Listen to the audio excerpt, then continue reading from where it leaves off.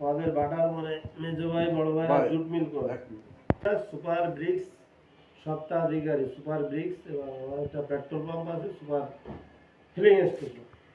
আমরা 5 ভাইয়ের, আমি হলো চতুর্থ জন। Super bricks super group of industry. Mohammad Mizanur Rahman Bhuiyan, Phultala Khulna. আচ্ছা, আপনার প্রশ্ন তো বলি যে আমি যাই হোক, ভাটার পরে পর্যায়ক্রমে আমাদের জুট মিল হলো সুপার জুট মিল আয়ার। শিকালেও ধস, বর্তমানে প্রায় বন্ধ, চলে না। ভাটা কোনো রকম টিকে আছে, মাটি কম, খুব অল্প পরিসরে, খুব অনেক খরচ বেশি। তাও আমাদের পুরনো ব্যবসা হলে পুরানো ঐতিহ্য ধরে রাখার জন্য কিছু ভাটার মানে ইট কাটায়, কিন্তু মূলত এখন ব্যবসা নাই। তারপরে সরকারের প্রচণ্ড চাপ। আমাদের এই ভাটায় কোনো পরিবেশ, আপনারা তো বারবারই দেখছেন, দেখে আপনারা খুশি পরিবেশ বান্ধব। কোনো একটা লোকের অসুবিধা এরকম কোনো কাজ আমরা করি না। সুন্দরভাবে কয়লা যে পুরাই, আপনার পরিবেশ মেনে চলি আমাদের নিজস্ব জমিতে।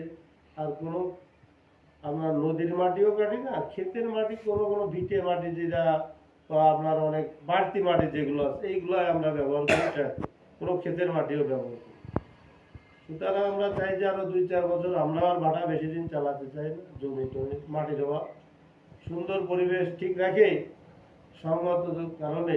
আর ভাটা তো আপনারা জানেন, ব্লকের ব্যবসায় অনেক মানুষ ঝুঁকে গেছিল, কিন্তু ব্লক সম্পূর্ণ ব্যর্থ হয়েছে। আমি মনে করি কিছু ভাটা সরকারের রাখা উচিত আপনার, তা নাহলে উন্নয়নমূলক কাজ, সরকারের রাস্তাঘাট বা মানুষের বাড়িঘর, মসজিদ মাদ্রাসা, সরকারের টোটাল কাজ, অফিস আদালত সবই ব্যর্থ হয়ে যাবে, তাই না? ব্লকে ব্যর্থ হয়েছে, ব্লকে খরচ বেশি আর মানুষ অনেক ওজন বেশি, যাই হোক সম্পূর্ণ ব্লক ব্যবসা ব্যর্থ।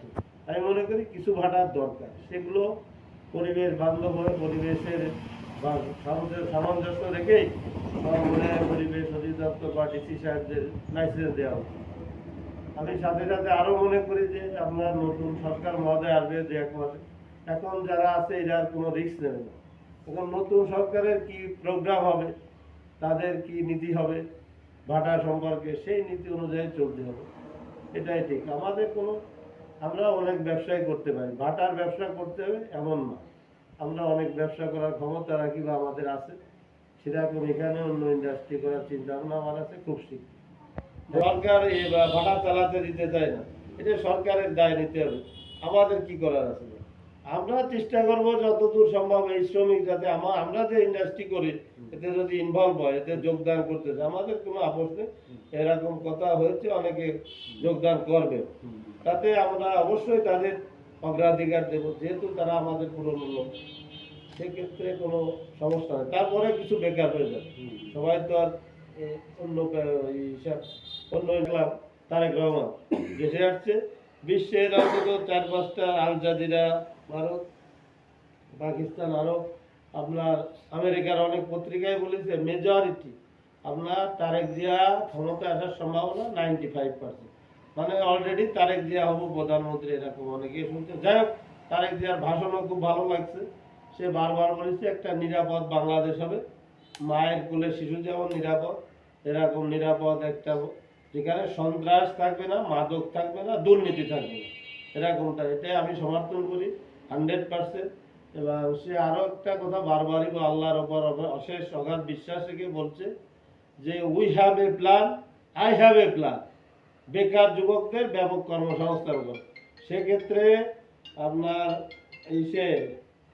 আপনার অবশ্যই ভাটায় কিছু শ্রমিক, হাজার হাজার শ্রমিক, আমার ভাটায় অন্তত প্রায় 800-900-1000 শ্রমিক আছে, এরা তো বেকার হয়ে যাবে। আমরা অবশ্যই সরকারের কাছে চাইবো নতুনরা এদের কাজ করার অন্তত 2-4 বছর সুযোগ দিক। এবং অনেক যে কথা তারেক রহমান যে তরুণদের, সকল তরুণদের কাজে উৎসাহিত করবে, সেক্ষেত্রে নতুন নতুন কর্মসংস্থান করুক, যুবকরা সেই কাজে ফিরে যাক, তাই না? অন্তত 2-4 বছর ভাটা আরো চলুক, আমরা সেটাই চাই। নতুন